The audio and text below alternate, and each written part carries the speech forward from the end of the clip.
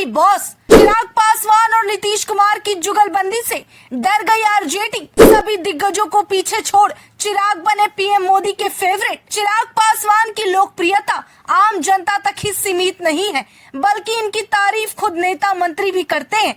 वहीं हाल ही में चिराग पासवान की तारीफ में खुद पीएम मोदी ने कसीदे पढ़े हैं।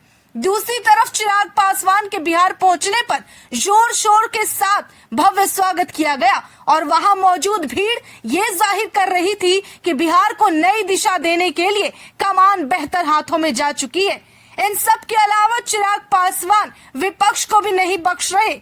चाहे संसद हो या खुला मैदान, हर किसी विरोधी को जवाब देना चिराग शुरू कर चुके हैं। इसके साथ ही चिराग ने बिहार की बागडोर नीतीश कुमार के हाथों में होने पर भरोसा जताते हुए उन्हें बिहार का असली बॉस बताया है। लेकिन ये सब बदलाव और बेहतरी आरजेडी के लिए अनपच हो रही है। प्रधानमंत्री नरेंद्र मोदी जब भी बिहार आते थे, वे सार्वजनिक मंच से चिराग पासवान की तारीफ करते रहे। देखिए, पीएम मोदी ने नीतीश कुमार के साथ भी जब भी मंच साझा किया, तब उन्होंने कहा कि मेरा छोटा भाई चिराग पासवान मेरे मित्र के सपने को आगे बढ़ा रहा है। पीएम ने रामविलास पासवान की तारीफ की, उसके बाद चिराग पासवान की भी तारीफ की। रहा सवाल पीएम की तारीफ के बिहार के संदर्भ में देखने का, तो यहाँ के कुछ बीजेपी नेताओं पर इसका असर तो पड़ा ही है। पीएम मोदी ने अभी तक बिहार के किसी भी बीजेपी नेता की इतनी तारीफ नहीं की। कभी भी सार्वजनिक मंच से बिहार के नेताओं के बारे में कुछ अच्छा नहीं कहा।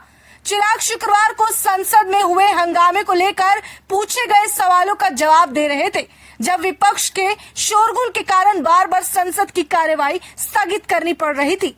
चिराग पासवान ने कहा, विपक्ष गलत सोच प्रदर्शित कर रहा है। अगर वो जनता से जुड़े मुद्दों को उठाना चाहता है तो उसे सदन को उपयुक्त तरीके से चलने देना चाहिए और बहस और चर्चा में भाग लेना चाहिए।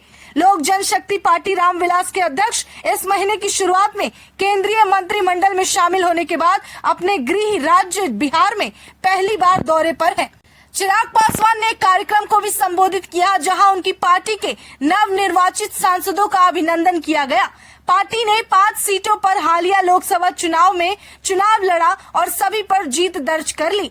उन्होंने ये भी घोषणा की कि उनके पिता दिवंगत रामविलास पासवान द्वारा स्थापित लोक जनशक्ति पार्टी के गठन का जश्न मनाने के लिए नवंबर में पटना के ऐतिहासिक गांधी मैदान में एक रैली भी आयोजित की जाएगी। यूँ समझ लीजिए कि चिराग पासवान नवंबर में अपनी पार्टी के शक्ति का प्रदर्शन करने वाले हैं। हालांकि दूसरी तरफ नीतीश कुमार से चिराग पासवान की मुलाकात को भी काफी अहम बताया जा रहा है, क्योंकि चिराग पासवान ने कहा कि एनडीए के नेतृत्व में बिहार में आने वाले समय में विधानसभा चुनाव लड़ा जाएगा।